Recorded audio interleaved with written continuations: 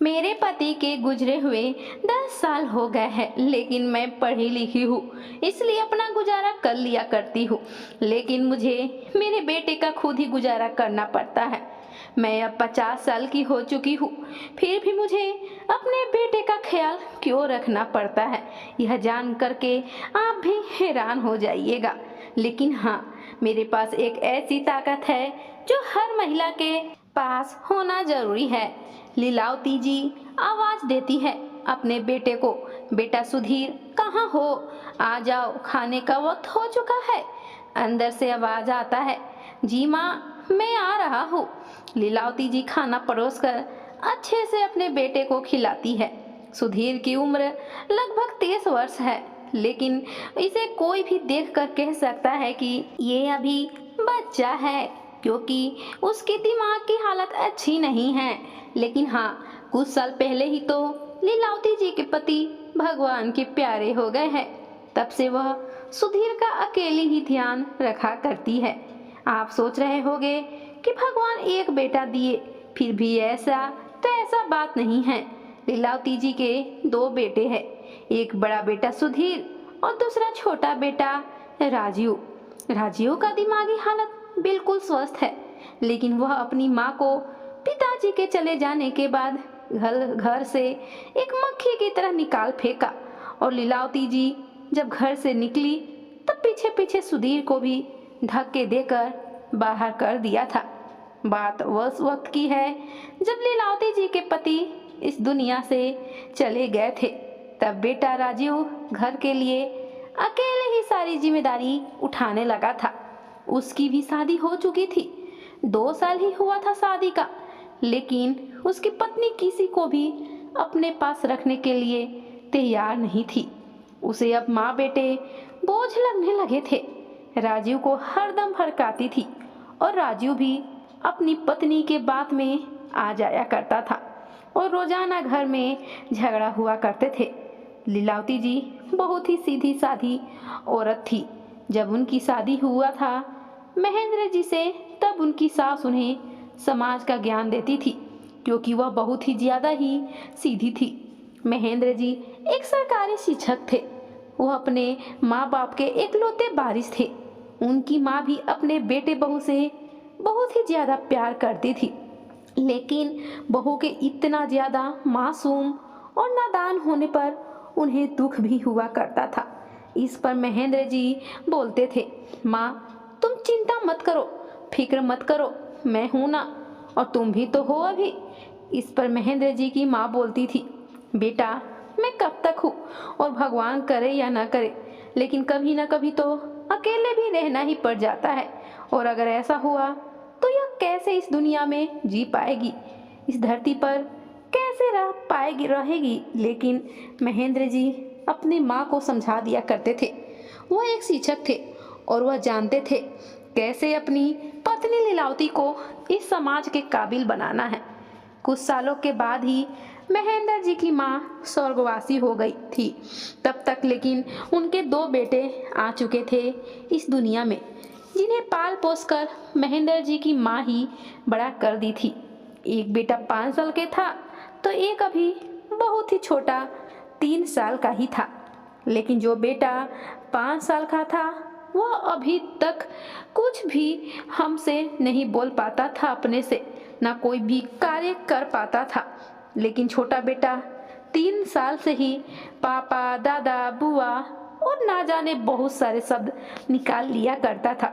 बचपन से ही सुधीर और राजीव में बहुत अंतर देखने को मिलता था। उस समय से तो महेंद्र जी को और भी ज्यादा फिक्र हो गया था कि मेरी पत्नी तो भोली भाली है ही, एक और मेरा बेटा अपनी माँ की परछाई आ गया। फिर भी महेंद्र जी हिम्मत नहीं हारे थे और उस समय से ही लीलावती जी को अपना ज्ञान देना शुरू कर दिए थे। उन्हें कॉलेज भी पढ़ाना भेजा करते थे। लीलावती जी जाने से मना किया करती थी, क्योंकि उस समय कोई भी औरत घर से ज्यादा नहीं निकला करती थी, लड़कियां भी ज्यादा नहीं पढ़ाई करती थी, और लीलावती जी का तो शादी हो गया था। लेकिन महेंद्र जी समाज की फिक्र न करते हुए लीलावती जी को घर पर ही ज्ञान देते थे और बाहर भी डिग्री हासिल करने के लिए पढ़ने भेजा करते थे।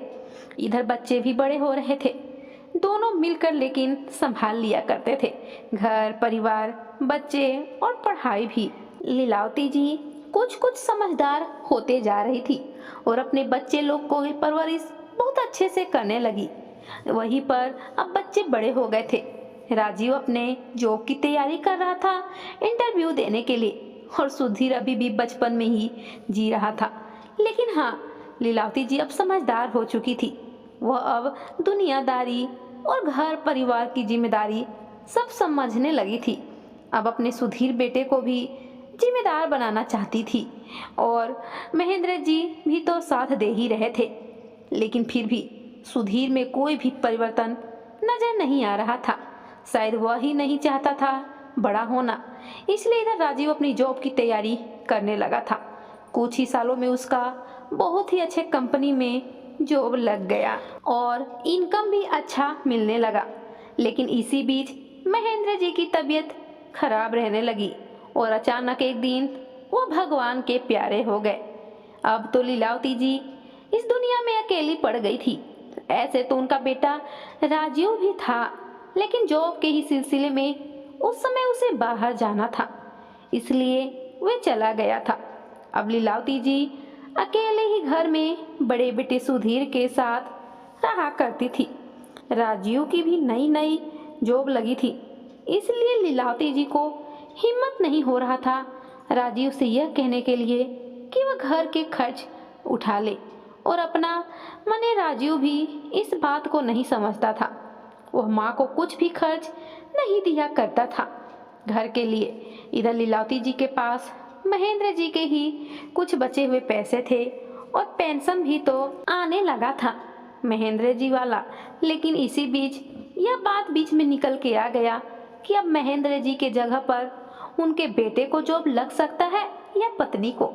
राजीव को तो जॉब पहले से ही लग ही गया था, लेकिन सुधीर इस लायक नहीं था और लीलावती जी जॉब छोड़ना नहीं चाहती थी, क्योंकि वह जान गई थी कि उनका बेटा राजीव कुछ भी समझ नहीं रहा है। वह अपने पैसे में से कुछ भी शायद नहीं दे कल, तो फिर कैसे होगा।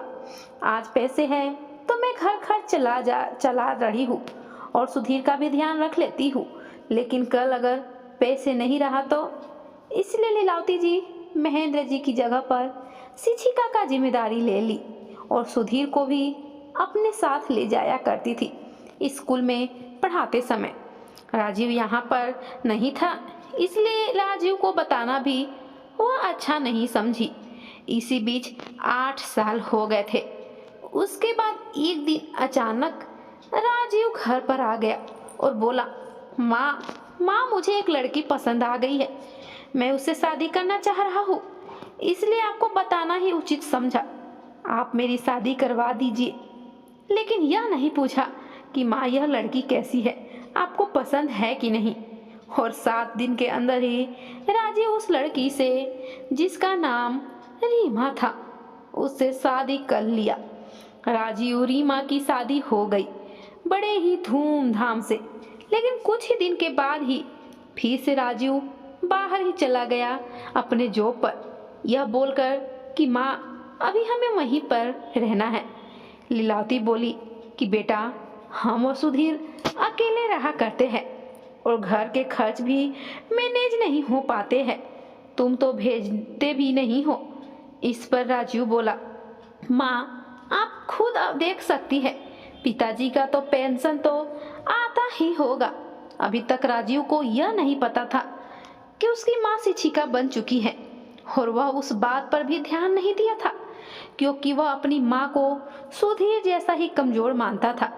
अभी भी उसे लगता था कि मेरी माँ बेवकूफ़ है, बच्चे जैसा उसका भी दिमाग है, माँ शिक्षिका कभी नहीं बन सकती है। क्योंकि जब से राजीव आया था तब तक के लिए लीलावती जी छुट्टी ले ली थी स्कूल से। लीलावती भी नहीं चाहती थी बतलाना बेटे को कि मैं शिक्षिका बन चुकी हूँ। मैं तो तुम्हें आजमाने के लिए यह सब बोल रही थी, मन ही मन सोची, कुछ भी नहीं बतलाई रहा। और राजीव अपनी पत्नी रीमा को लेकर फिर से अपने जॉब पर बाहर चला गया। लेकिन कुछ ही महीनों के बाद फिर से वह गर्मियों की छुट्टी में घर पर आ गया था। लीलावती जी भी बहुत खुश थी, लेकिन यह क्या, बस 10 से 15 दिन ही हुए थे कि आए हुए रीमा कि अपनी सास को हमेशा नीचा समझाती और घर के सारे काम करवाने लगी थी। कहती कि सुधीर को भी तो एक बाहर का रूम दे दी थी कि यह अंदर नहीं आएगा। लीलावती जी को बहुत बुरा लग रहा था कि मेरे पति का ही तो घर है और मैं यहाँ कैसे भी रह सकती हूँ। राजीव बेटा, तुम तो कुछ बोलो। इस पर राजीव बोला, माँ, रीमा ठीक ही तो कह रही है। अब आपका एक बेटा तो नालायक है, मेरे हवाले ही तो यह घर है और मैं ही तो आपका जिम्मेदारी निभाऊंगा। यह तो निभाने से ना रहा, इसलिए जैसे जैसे रीमा बोल रही है वैसे ही बात मानो। लेकिन लीलावती जी यह तैयार नहीं थी करने के लिए। वह तो अपनी खुद कैसे भी रह लेती, काम भी घर का कर ही दिया करती थी, लेकिन सुधीर को वह कोई भी दुख नहीं देना चाहती थी। अब राजीव से इस बारे में बात की तो राजीव बोला, माँ, अब आप इस घर में कभी भी नहीं रह सकती है, यह मेरा घर है। और उस समय लीलावती जी को घर से बाहर निकाल दिया गया धक्के देकर। अभी तक राजीव को नहीं पता था कि माँ को शिक्षिका का जॉब लगा हुआ है। लीलावती जी भी उस समय बहस करना अच्छा नहीं समझी और वह खुद वहां से चली गई। कुछ ही दूरी पर एक गांव में उनका जॉब लगा था, इसलिए वह गांव पर ही जाकर रहने लगी। वहीं पर महेंद्र जी एक जमीन भी लिए हुए थे जो किसी को भी नहीं पता था, सिर्फ लीलावती जी को पता था। और जाने से पहले बोले थे कि कभी भी जब जरूरत हो तभी इस जमीन का उपयोग करना और किसी को भी कभी भी मत बतलाना। आज लीलावती जी की आंखों में आंसू थे और अपने पति पर गर्व भी हो रहा था कि मुझ जैसे गंवार पर, औरत पर, बेवकूफ़ पर पढ़ा लिखा कर काबिल बना दिए कि अपने साथ साथ मैं अपने बेटे का भी खर्च उठा सकती हूँ और मेरे लिए रहने की भी व्यवस्था कर दिए थे। शायद उन्हें मालूम होगा कि शायद ऐसी स्थिति आ सकता है जीवन में, जो बेटा कमाता है उसे तो थोड़ा घमंड आ ही जाता है। मेरा जिंदगी का क्या, मैं भी तो बूढ़ी ही हो गई हूँ, लेकिन मुझे मेरे बेटे सुधीर की फिक्र होती है। अगर मैं चली जाऊंगी तो फिर इसका कौन ध्यान रखेगा। इसलिए मैंने आज कुछ निर्णय ले रही हूँ। वे मन ही मन सोच रही थी कि मैं सोच रही हूँ कि इसी गांव की पढ़ी लिखी समझदार लड़की से अपने बेटे की शादी कर देता हूँ और यह जो गांव का जमीन है अपने बेटे सुधीर के नाम कर दूंगा और मेरा जो शिक्षिका का काम है मैं अपनी बहू को दे दूंगी, जिससे उसकी जिंदगी भी सुधर जाएगी और जो लड़की उसके जिंदगी में आएगी उसे भी कोई चीज की दिक्कत नहीं होगी। लीलावती जी अपने बेटे सुधीर के लिए सोचते हुए रिश्ता खोजने लगी। हाँ, जिस भी लड़की की अपने बेटे से शादी करवाएगी उसे सारी सच्चाई बतला देगी। अगर उसे करना होगा रिश्ता तभी मैं इस रिश्ते के लिए आगे बढ़ूंगी।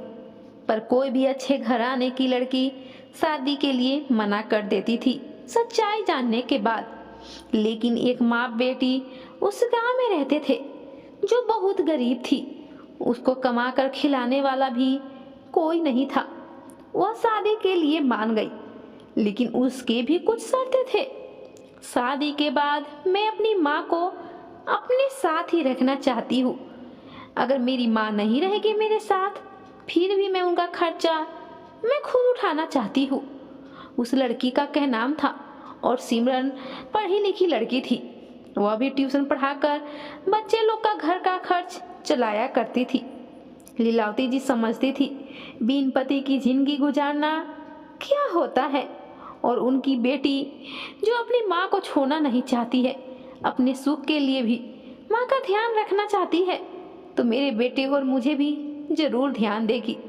इसलिए इस रिश्ते के लिए मान गई और बड़े ही धूमधाम से बड़े बेटे की शादी उसी गांव में कर दी।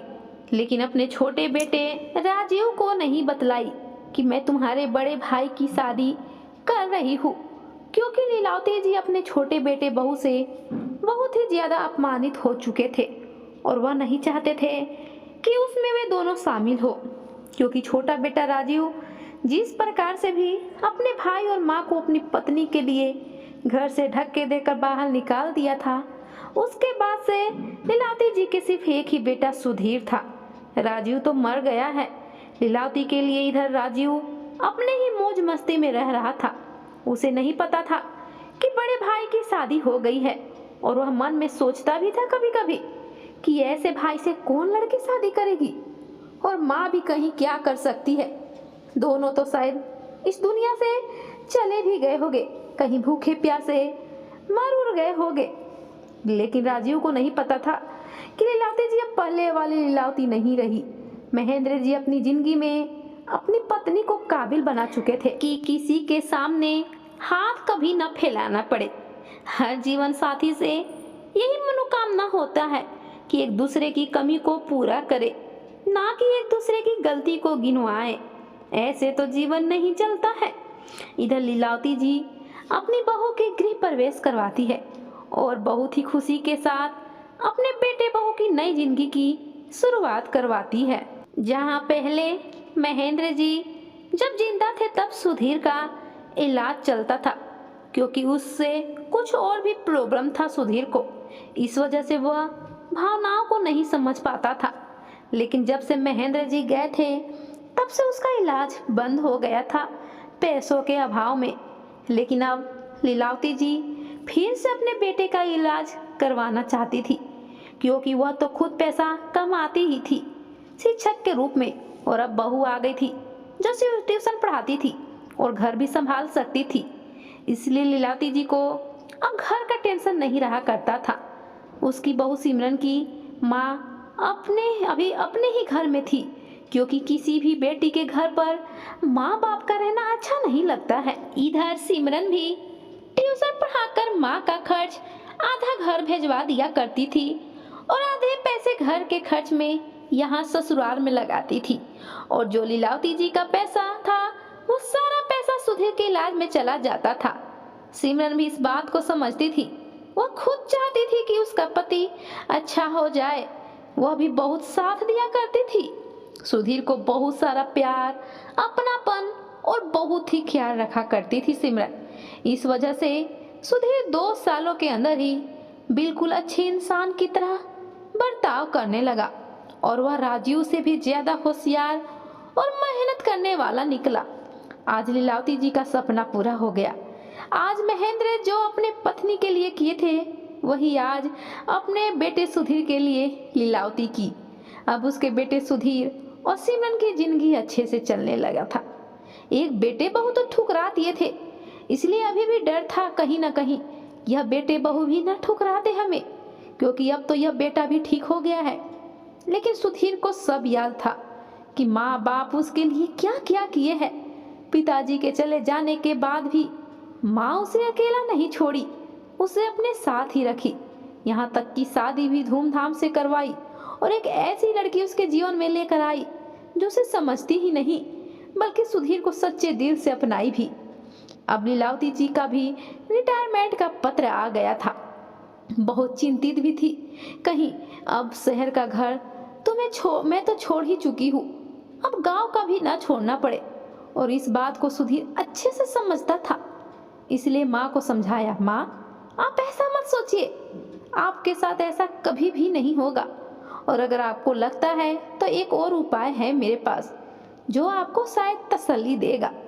लीलावती बोली, क्या, हमें बताओ, क्योंकि हम किसी पर भी विश्वास नहीं कर पा रहे हैं बेटा, क्योंकि मेरा छोटा बेटा का सदमा अभी तक बर्दाश्त नहीं कर पाए, नहीं भूले हैं हम।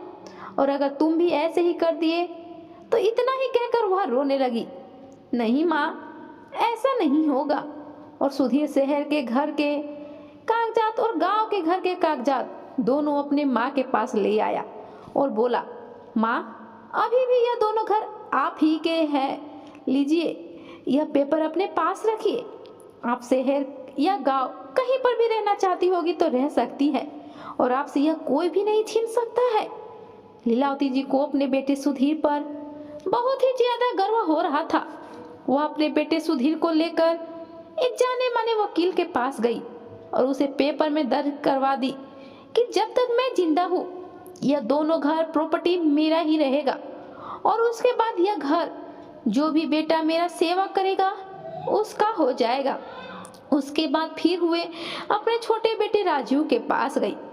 राजीव उसको देखकर हक्का बक्का रह गया था अपनी माँ को देखकर, और बोला, बुढ़िया तुम फिर यहाँ पर आ गई।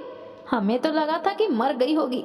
सुधीर को नहीं देखा था क्योंकि सुधीर वकील से थोड़ी दूरी पर बात कर रहा था, इसलिए राजीव बोला, क्या हुआ? तुम्हारे बड़े बेटे का वह मर गया क्या?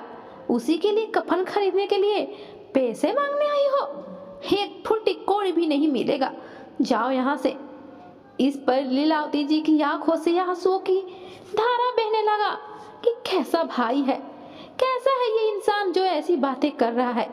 लेकिन लीलावती हिम्मत करके कड़ी आवाज में बोली, मैं तुमसे भीख मांगने नहीं, तुम्हें भीख देने आई हूँ, लेना है तो बोलो। इस पर राजीव बोला, ऐसे कैसे बात कर रही है?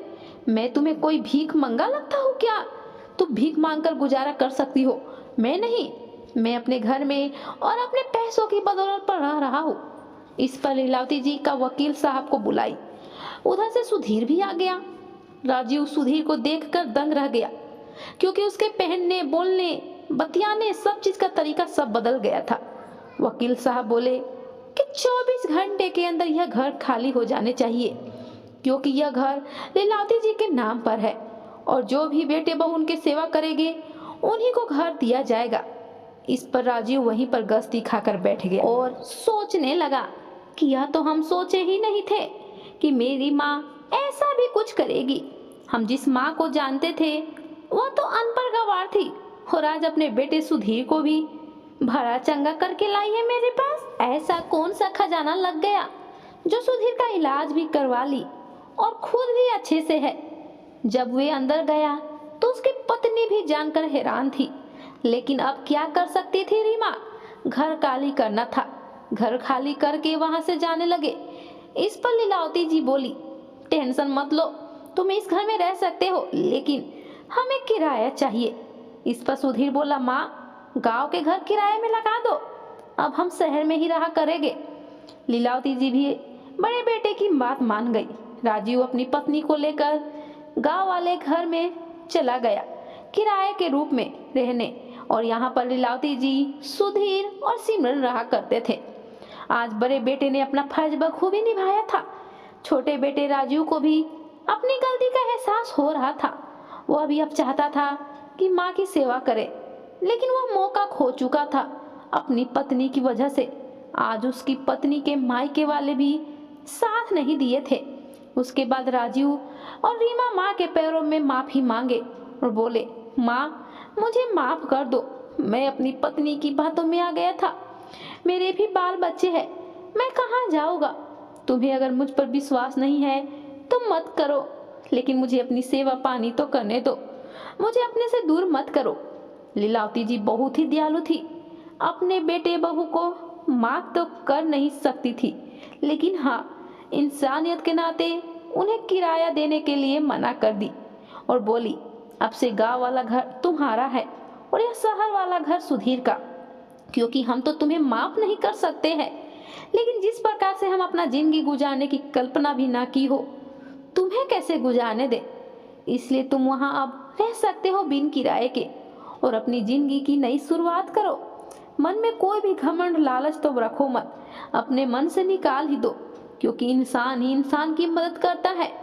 मैं तो तुम्हारी माँ और यह भाई था, फिर भी तुम ऐसे दिन, ऐसे चौराहे पर हम दोनों को छोड़ दिए, निकाल दिए, जब हमें जरूरत था तुम्हारा। लेकिन तुम्हारे पिताजी ने हमें पढ़ा लिखा कर काबिल बना दिया था, और मैं तब से शिक्षिका के रूप में रह रही थी, लेकिन अब रिटायरमेंट हो चुकी हूँ। अभी भी मेरा इनकम आता है।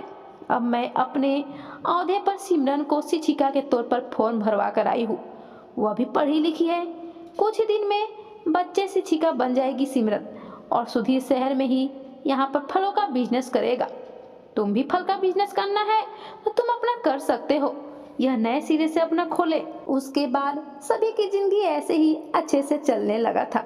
कुछ ही महीनों के बाद सिमरन का भी दाखिला शिक्षिका के रूप में हो गया था, और लीलावती जी भी चैन से अब रहने लगी थी। तो दोस्तों, ये स्टोरी आपको कैसी लगी? अगर अच्छी लगी हो तो ज़्यादा से ज़्यादा शेयर कीजिए और मेरे चैनल पर नए हैं पारिवारिक स्टोरी अगर आपको पसंद आता है तो ज़रूर सब्सक्राइब करके बेल आइकन बटन को प्रेस कर दीजिएगा कि आने वाले वीडियो के नोटिफिकेशन आपको मिल सके। धन्यवाद।